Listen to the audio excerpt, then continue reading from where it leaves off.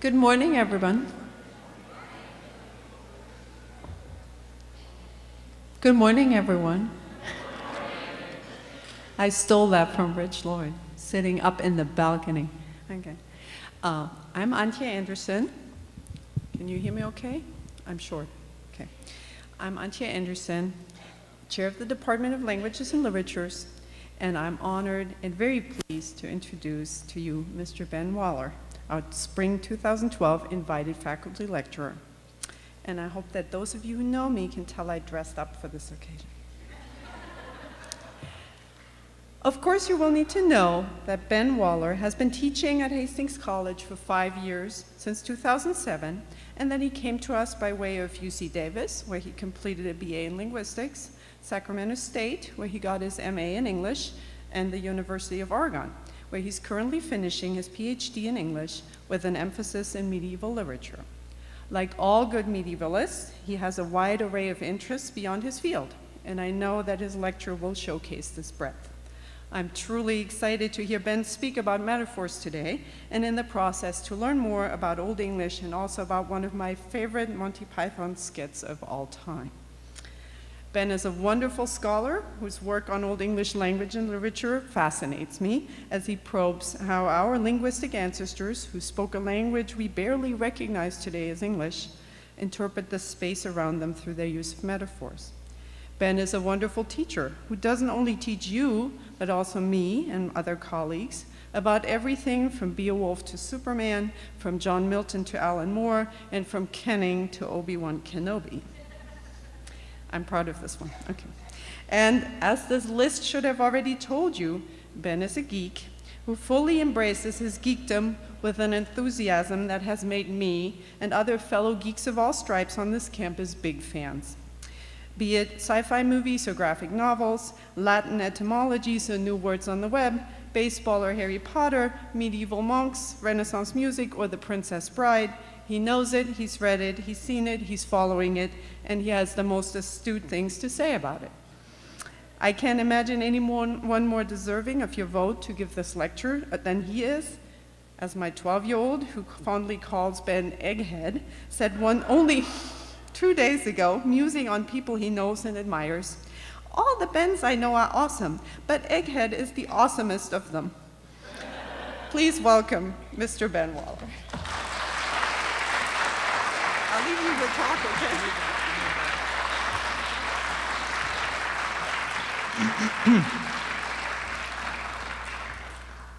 Thank you, Antje.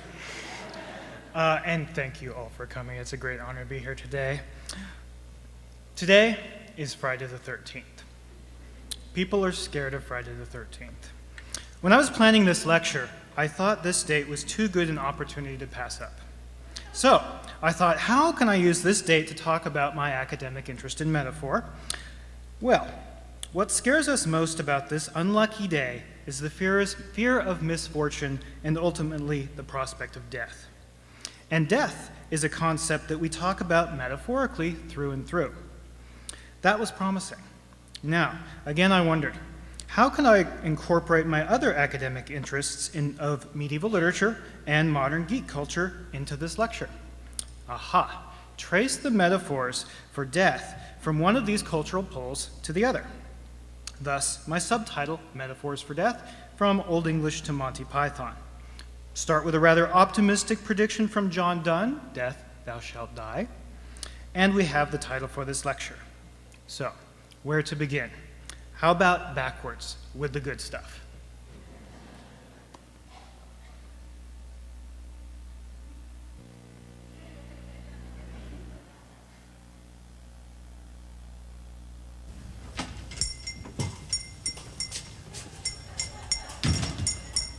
Hello, I wish to register a complaint. Hello, miss. What do you mean, miss? Oh, I'm sorry, I have a cold. I wish to make a complaint. Sorry, we're closing for lunch. Never mind that, my lad. I wish to complain about this parrot what I purchased not half an hour ago from this very boutique. Oh, yes, the Norwegian blue. What's wrong with it? I'll tell you what's wrong with it. It's dead. That's what's wrong with it. No, it's resting, look. Look, my lad, I know a dead parrot when I see one, and I'm looking at one right now. No, it's not dead, it's resting. Resting? Yeah. Remarkable bird, the Norwegian blue. Beautiful plumage, isn't it? The plumage don't enter into it. It's stone dead. No, no, it's resting. All right, then. If it's resting, I'll wake it up. Hello, Polly. I got a nice cuttlefish for you when you wake up, Polly Parrot. There, it moved. No, it didn't. That was you pushing the cat. I did not. Yes, you did. Hello, Polly. Polly. Polly Parrot, wake up. Polly. Now that's what I call a dead parrot. No, no, it's stunned. Look, my lad, I've had just about enough of this. That parrot is definitely deceased. And when I bought it not half an hour ago, you assured me that its lack of movement was due to it being tired and shagged out after a long squat. It's probably pining for the fjords. Pining for the fjords? What kind of talk is that? Look, where did it fall flat on its back the moment I got it home? The Norwegian blue prefers kipping on its back. It's a beautiful bird, lovely plumage. Look, I took the liberty of examining that parrot, and I discovered that the only reason that it had been sitting on its perch in the first place was that it had been nailed there. Well, of course it was nailed there, otherwise it muscled up to those bars and boom! Look, matey. This parrot wouldn't boom if I put 4,000 volts through it. It's bleeding demise. It's not, it's pining. It's not pining, it's passed on. This parrot is no more. It has ceased to be. It's expired and gone to meet its maker. This is a late parrot. It's a stiff. Bereft of life, it rests in peace. If you hadn't nailed it to the perch, it would be pushing up the daisies. It's run down the curtain and joined the crowd invisible. This is an ex-parrot. Well, I better replace it then. If you want to get anything done in this country, you've got to complain till you're blue in the mouth. Okay. I count 16 different expressions John Cleese uses to describe the parrot as being dead, from stone dead to pushing up the daisies. So, why did he have to say all of those things? Well, obviously the shopkeeper was not getting the message, perhaps willfully. So the unsatisfied customer resorted to the very pervasive device of language called metaphor in order to communicate the idea that the parrot was dead. But how do we know that all of these linguistic expressions refer to death? That is the opening question of this talk today. And to answer it, I will first say a little something about what metaphor is, or rather, what metaphor has, what all it's been thought to be, for the definition and operation have not always been agreed upon. So, what is metaphor? I'll start with the traditional view and begin, as one always should, with Aristotle. The ancient Greek philosopher defined a metaphor as, quote, the application of one thing, or to one thing, of a name belonging to another thing. The transfer may be from genus to species, from species to genus, or from one species to another, or it may be a matter of analogy. Basically, a metaphor is just using one thing to refer to another thing. Love is a rose, for example. There are three features of Aristotle's definition which came to dominate the understanding of metaphor until the 20th century. First, metaphor operates on the level of words, one substituting for another. Second, metaphor is a deviation from normal literal language. And third, metaphor is based on an inherent similarity between two things.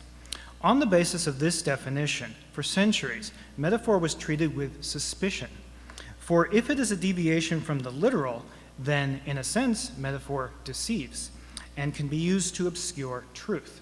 For example, John Locke claimed that figurative language, including metaphor, is, quote, for nothing else but to insinuate wrong ideas, move the passions, and thereby mislead the judgment.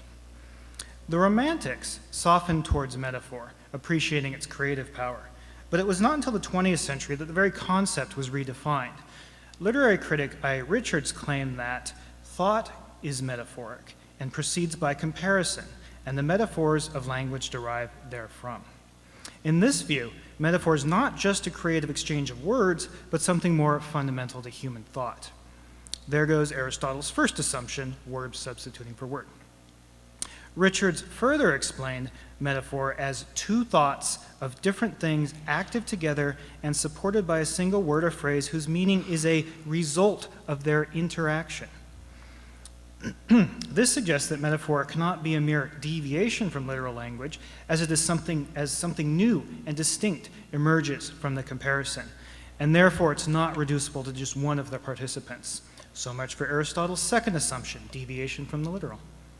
Philosopher Max Black took Richard's idea one step further to argue that in some cases, metaphor may more nearly create similarities between things rather than merely express pre-existing ones. And there goes Aristotle's third assumption on inherent similarity.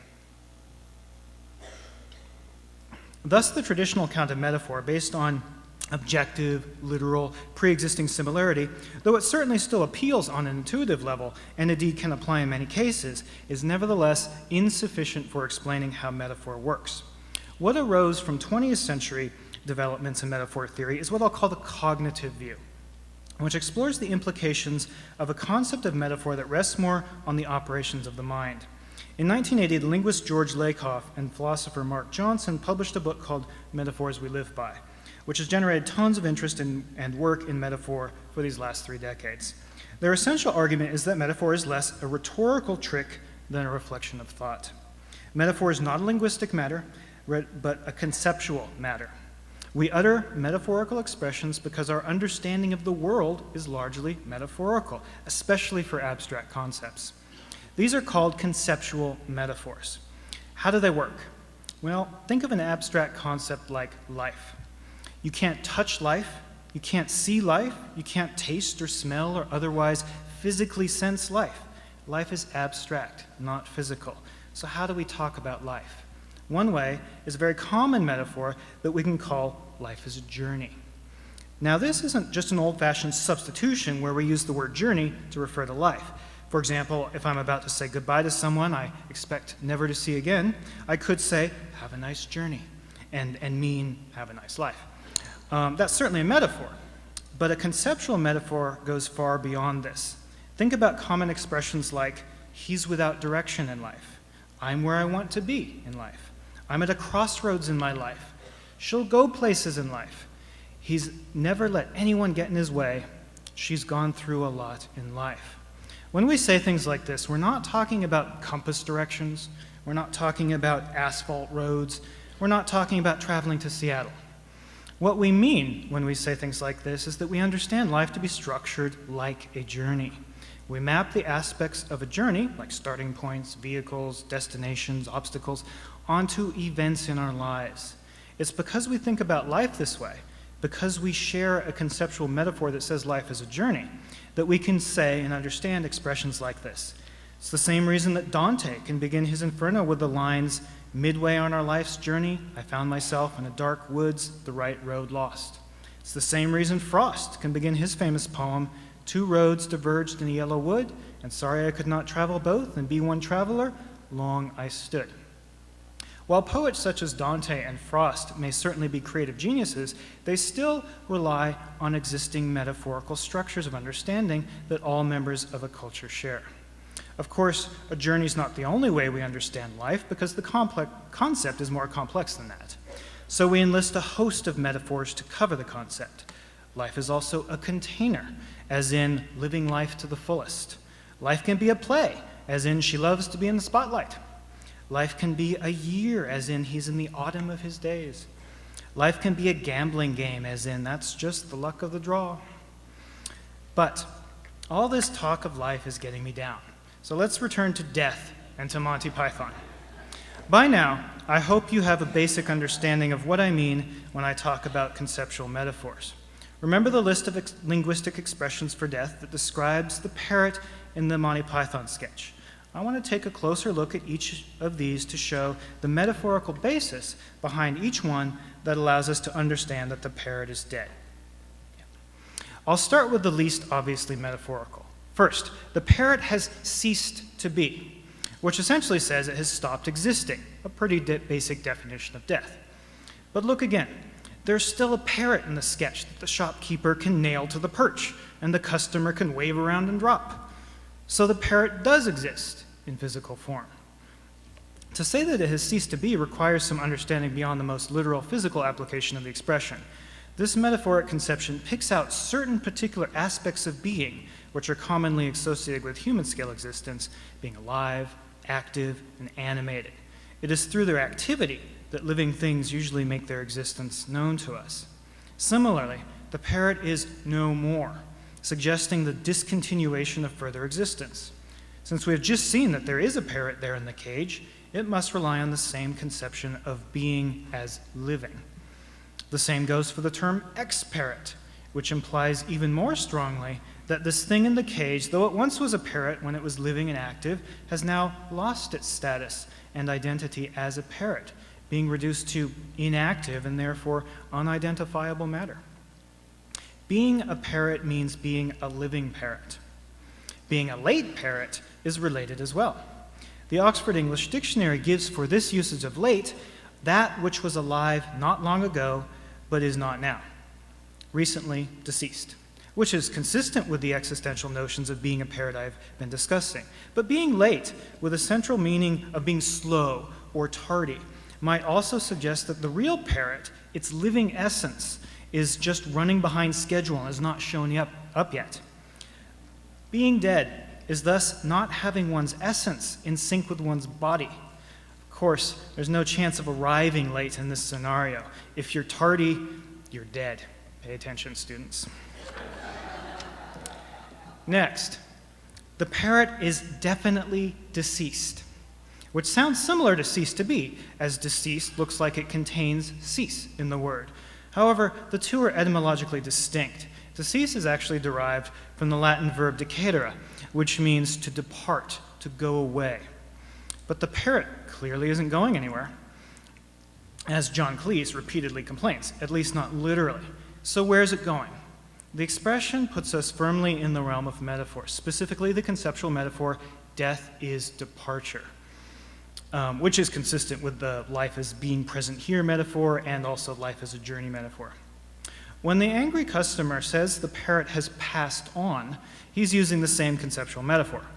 This is probably the most common metaphor for death, as we all use expressions as when I might say, my father passed away.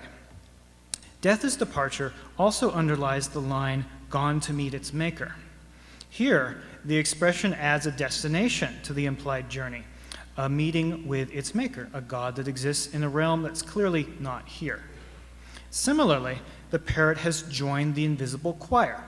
If the parrot has departed and joined its maker, it's now also with this invisible choir. Why invisible? Well, because death is being not here and thus beyond our range of sight. Why a choir? Because heaven is often associated with beautiful music and angels, or dead souls are often thought of as singing music in a choir. These cultural conceptions for what heaven is like is clearly connected to the Christian service of worship. They drive our understanding of death as participating in an unseen choir. A couple of expressions for death from this skit borrow from the qualities of dead bodies to define the dead parrot. It is stone dead and stiff. Both these terms express the physical state of a body which has undergone rigor mortis as it loses its heat and pliability. For stone dead, we pick out the hard, cold, lifeless qualities of rock to apply to the condition of death. Calling the parrot a stiff takes a quality or consequence of death to stand in for the dead being itself. When we say someone dead rests in peace, as John Cleese does here of the parrot, we're using a shared quality between death and sleep to evoke the metaphor, death is sleep. Bodies in both death and sleep lie motionless, apparently in a state of peace, as defined by lack of any motion whatsoever. The expression bereft of life is based upon the life as a possession, or perhaps the body as a container metaphor. Bereft means forcibly deprived, robbed, having lost the possession or use of something. Life is thus conceived of as something we possess, an object, perhaps as some contents of our body. But anything that can be had can be lost. If something or someone comes along and takes your possession, life from you, you're dead. The description of the parrot as bleeding demised evokes similar conceptions. Originally, a demise was a transfer of property by a will. It indicated everything the deceased gives up in death. The OED explains that the term has become associated with the occasion of property transfer and come to mean death itself. I wonder if there's not more to the story. The metaphor, life as a possession, which we have just seen occupy our conceptual system, allows for life to be one of the possessions given up in a demise. The additional adjective bleeding in our example is a lovely complication. In British colloquial English, bleeding is a form of bloody, which adds intensity and an attitude of distaste to a noun. This is based on its taboo status as an expletive, probably referring to Christ's blood. But bleeding also fits nicely with the metaphoric underpinnings of being demised. But if a demise is the giving up of property and death, then blood can quite literally be part of this property. Furthermore, as we've seen in terms like lifeblood, blood is particularly identified with life itself. Blood is life, so the loss of blood is the loss of life. Also identified with life is breath. So in metaphor, breath is life, lies behind saying expire for the event of dying. To expire is literally to breathe out. So if you breathe out completely, which is implied by the metaphor taking one instance as an enduring state, you're dead. The last couple of terms for death are metaphorically more complicated. If the parrot has run down the curtain, how does that mean he died? Why doesn't it mean that the parrot has just finished a performance on the stage with the curtain closing over the performer? Well, it does. As we saw before, one fairly common metaphorical understanding for life is as a theatrical production. Thus, life is a play. We saw it with She Likes to Be in the Spotlight. But we also see this conception in phrases like, clean up your act. He's waiting in the wings. I'm just improvising. And most pertinently, it's curtains for him. Finally, pushing up the daisies is an expression that points to the position of a dead body buried underground, under a bed of flowers. There are a couple possible explanations for how these daisies are being raised. One could be that the addition of a body in a flower bed physically raises them due to displaced earth. But it could also refer to the decomposing body providing nutrients for the flowers to grow. In either case, for the dead parrot to be pushing them up requires some metaphorical explanation. Pushing is an action that intentional creatures perform. So how can a dead body perform an intentional action? Only if we look to another generic level metaphor, and these are metaphors that operate more abstractly or categorically. This metaphor is events are actions. It is a complicated process for insects and microorganisms to break down a body and return nutrients to the soil for the plant to absorb. And there's certainly no intentionality involved.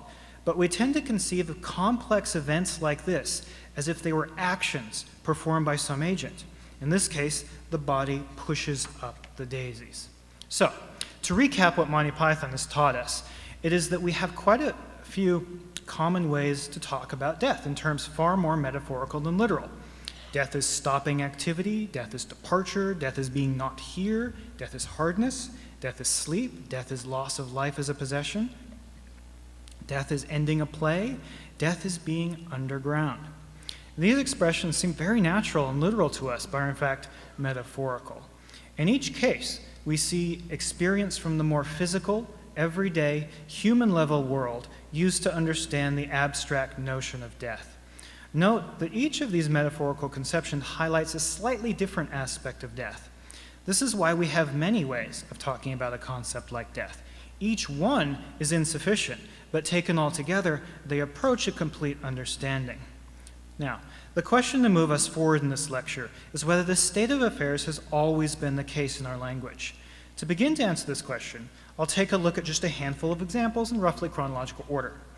I'll start with some examples from an early stage in the history of our language, Old English, move to the well-known personification of death, the Grim Reaper, look at a version of personification from the early modern poet John Donne, and then finish with the modern author Neil Gaiman's spunky goth girl version of death.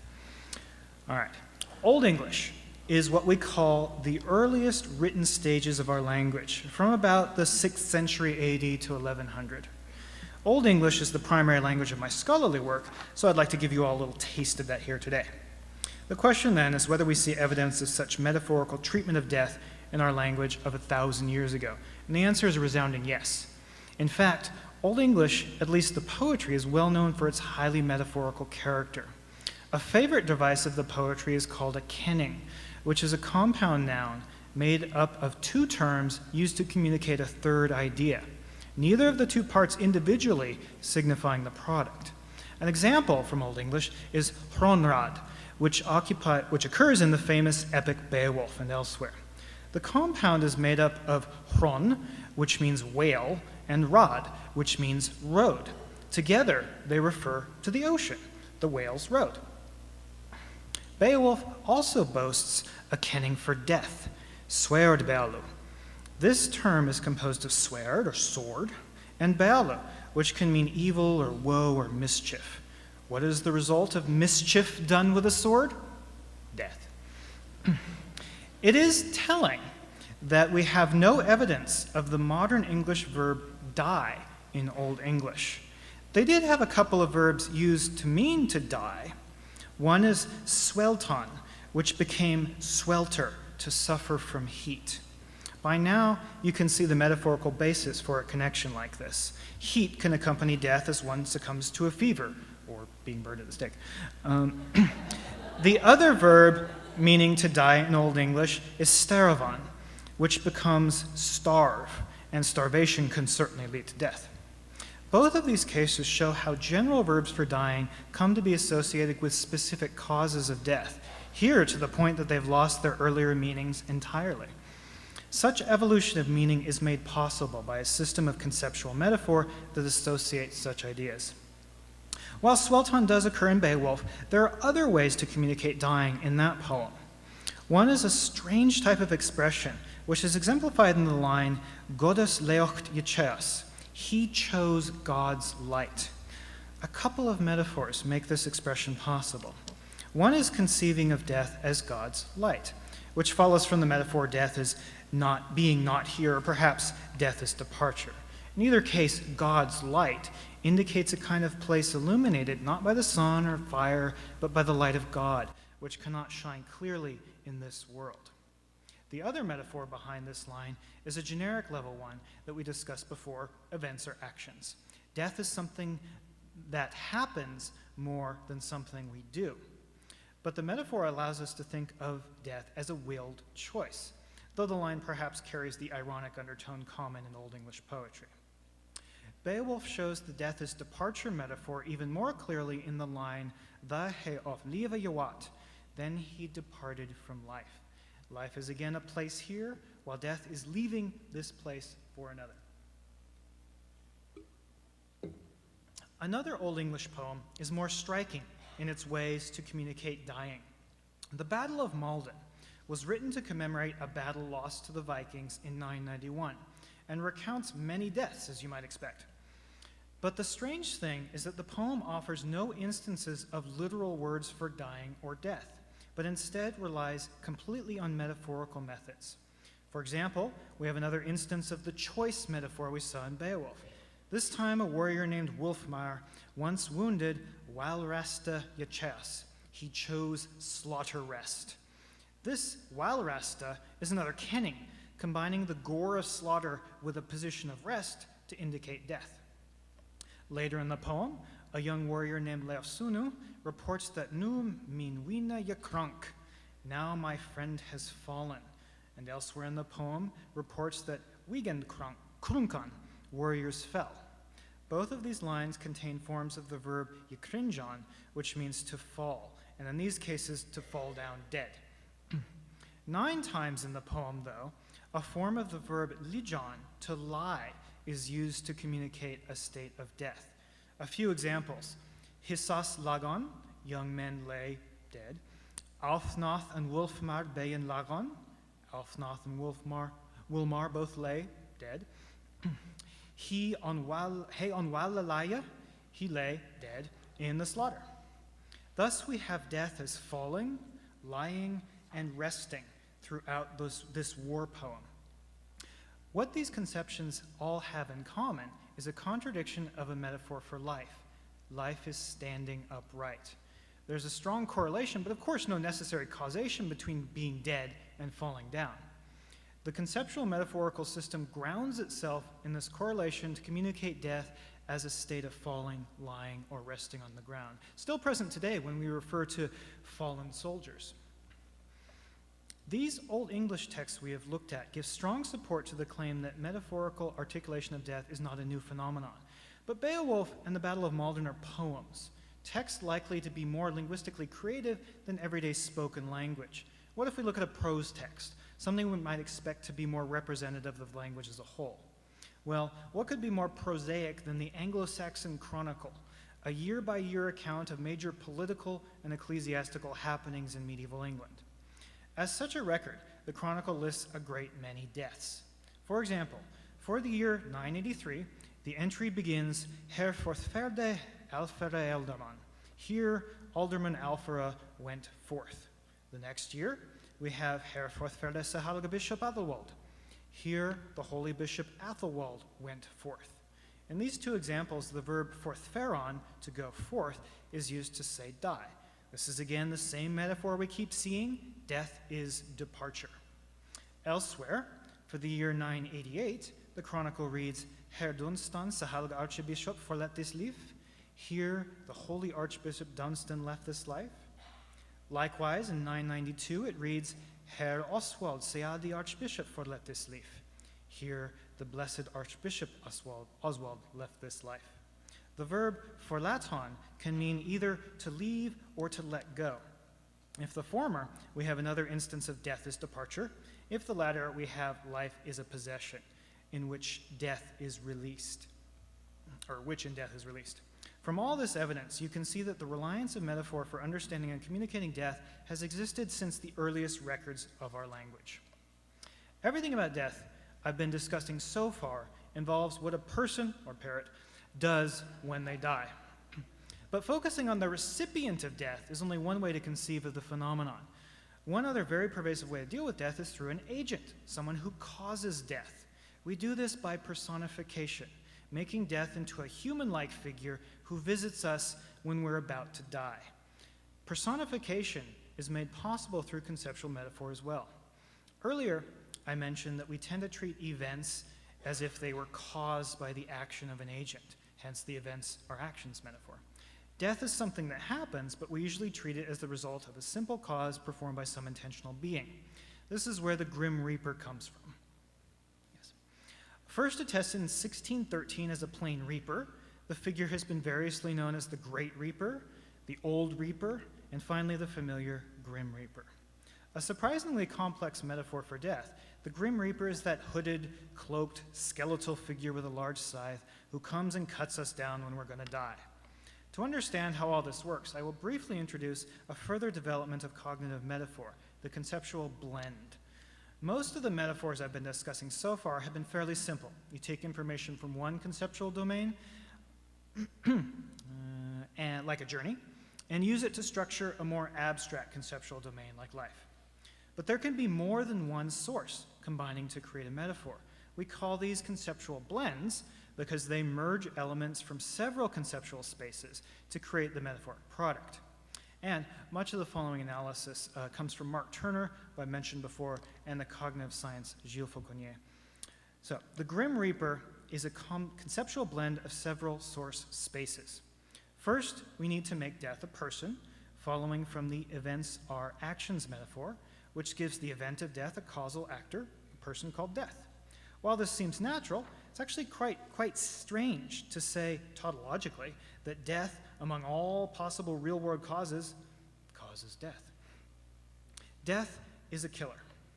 Next, we have to explain why death is a reaper rather than, say, an accountant. Why not the grim accountant? This is because the reaper follows from an established conceptual metaphor, people are plants, which can be seen in expressions like in the bloom of youth or withering away in old age. A reaper cuts down plants at the end of their life cycle, so the Grim Reaper will cut us down when we die. Why is the Reaper grim? Why isn't he the perky Reaper or the apathetic Reaper? Our feelings about death, usually and understandably sad and serious, are projected back onto the one who causes the death. Therefore, the Reaper is grim. So why the skeletal appearance? That image comes from the idea of the victim of death, who over time will decay to little more than a skeleton. This consequence of death projects back onto the cause. Finally, why a hooded and cloaked appearance? Well, this probably conveys the unknown nature of being dead, again projected back onto the agent of death. Using the old friend events or actions metaphor, we think that there's something hiding and obscuring the true nature of death from us. So, the Grim Reaper has clothing concealing much of his figure. The Grim Reaper, then, is a creation of this complex blend of conceptual spaces, existing in no one of them originally, but resulting only from their combination. Nor does the Grim Reaper absorb all of the information from the input spaces. Real-life Reapers are probably strong, healthy, productive, even attractive people. These qualities do not carry over. In real life, there are many Reapers out there, but there's only one Grim Reaper, a result of death as the abstract cause of all death. So, personifying death like this has allowed some poets to play with the notion for poetic or rhetorical purposes. A good example of this kind of treatment is John Donne's Holy Sonnet 10, which takes the form of an address to a personified death. Here's the poem. Death, be not proud, though some have called thee mighty and dreadful, for thou art not so. For those whom thou think'st thou dost overthrow, die not, poor death, nor yet canst thou kill me. From rest and sleep, which but thy pictures be, much pleasure. Then from thee much more must flow, and soonest our best men with thee do go. Rest of their bones and soul's delivery. Thou art slave to fate, chance, kings and desperate men, and dost with poison, war, and sickness dwell. And poppy or charms can make us sleep as well, and better than thy stroke. Why swell'st thou then? One short sleep past, we wake eternally, and death shall be no more. Death, thou shalt die. This poem rests on the personification metaphor, death as a person, but extends the usually limited comparison by following some entailments of the connection. First, Donne gives the person the specificity of one who is mighty and dreadful, who can overthrow those whom he attacks, something like a warrior king. This characterization is certainly appropriate because resisting death is rather difficult and ultimately impossible.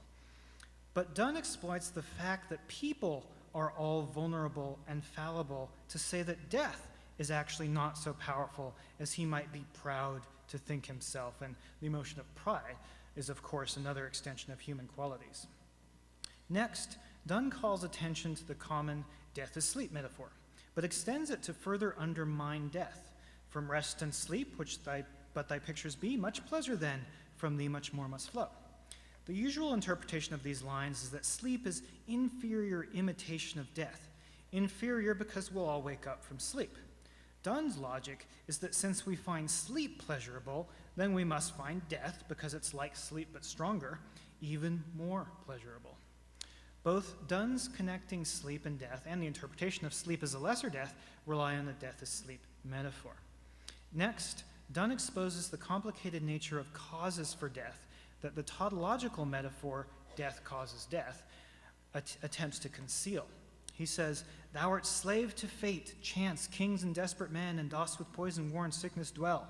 Here, death comes off as just an errand boy, running around to do the dirty work for all these other real causes of death, from fate, also personified, to kings, to war, to sickness. To conclude the poem, the speaker tells death, one short sleep past, we wake eternally, and death shall be no more. Death thou shalt die. Now, Donne pulls out the ultimate vulnerability of being human, mortality. If death is a person, death can die too. This is the ultimate irony of the poem. The only being that will actually die is death. Dunn has succeeded in killing the personified death by exposing all of the metaphors we use to conceptualize and personify death. Dunn marshals this deconstruction to communicate his message that Christians need not fear death, for it's just like a sleep from which we will awake to eternal life with God.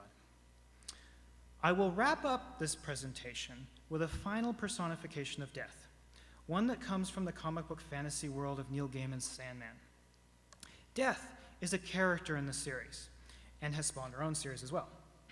This death is novel, taking the form of a perky young woman dressed in goth fashions. Here is how she usually appears in the comics. What in this visualization is consistent with what I've been talking about for personifications of death? For starters, death is a person again. She is also very pale, which is reminiscent of the skeleton of the Grim Reaper, in that it shows a physical trait of a body that has died. She wears black as an indication of our feelings or knowledge of death. Black is the absence of all light and color, and therefore the absence of information. Death is black because we just really can't know it. Perhaps another metaphor we've discussed, death asleep, shows up here too.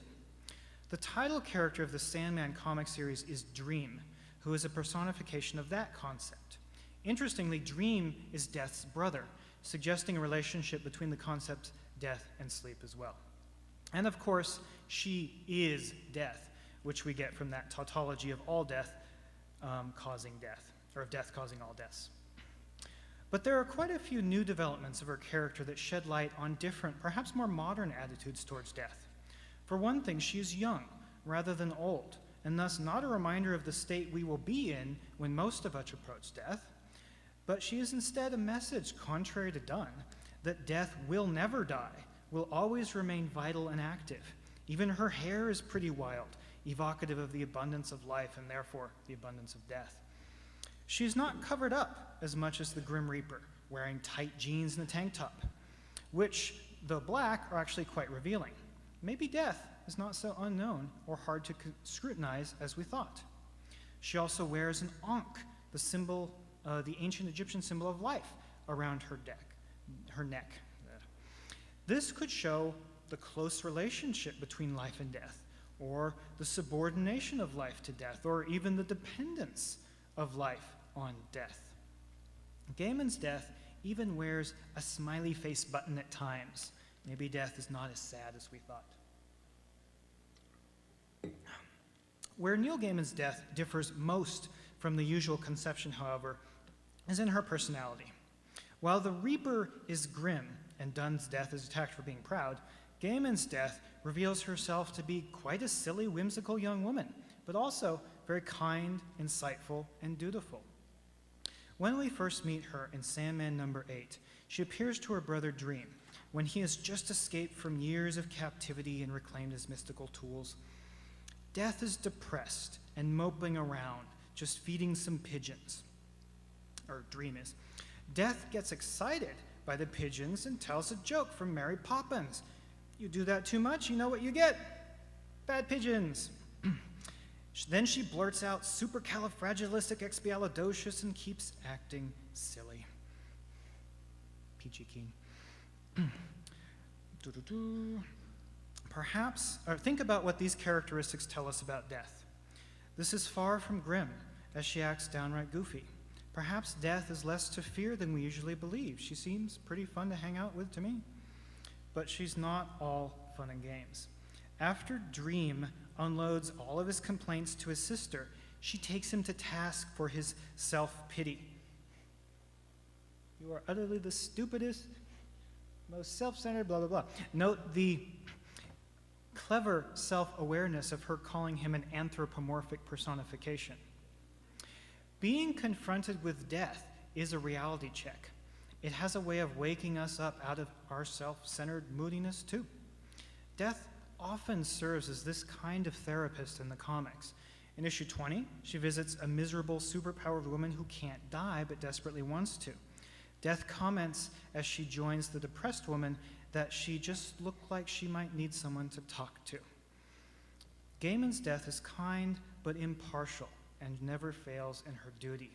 She explains her role in issue 20. I'm not blessed or merciful. I'm just me. I've got a job to do and I do it. Listen, even as we're talking, I'm there for old and young, innocent and guilty, those who die together and those who die alone. She continues, when the first living thing existed, I was there waiting. When the last living thing dies, my job will be finished. I'll put the chairs and the tables, turn out the lights, and lock the universe behind me when I leave. Gaiman extends the metaphor of death as a person to death as a food service worker closing up a restaurant for the night as she does her ordinary, everyday job. A visit from death is beyond our control. In the Time of Your Life miniseries, Death asks a doomed woman, "So, are you coming?" When she responds, "I don't suppose I have any choice," Death answers directly, "No, I'm afraid you really don't." At least Death was polite enough to ask her to come, though she's also honest enough to say that there is no choice. Neil Gaiman's death is personable, ordinary, cheerful, inevitable, honest, devoted, helpful, and reliable. Exploring the metaphors behind expressions for death and the personifications of death reveal the way we understand the abstract concept, but also the ways authors can promote new understandings of death. John Donne and Neil Gaiman give us alternative visions consistent with our entrenched beliefs, but offer new possibilities for defeating death, for understanding death, for benefiting from death, even for losing our fear of death. Writers who tackle death can thus make us feel a little more prepared when we shuffle off this mortal coil.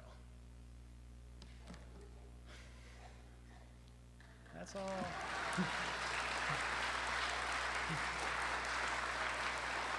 Thank you.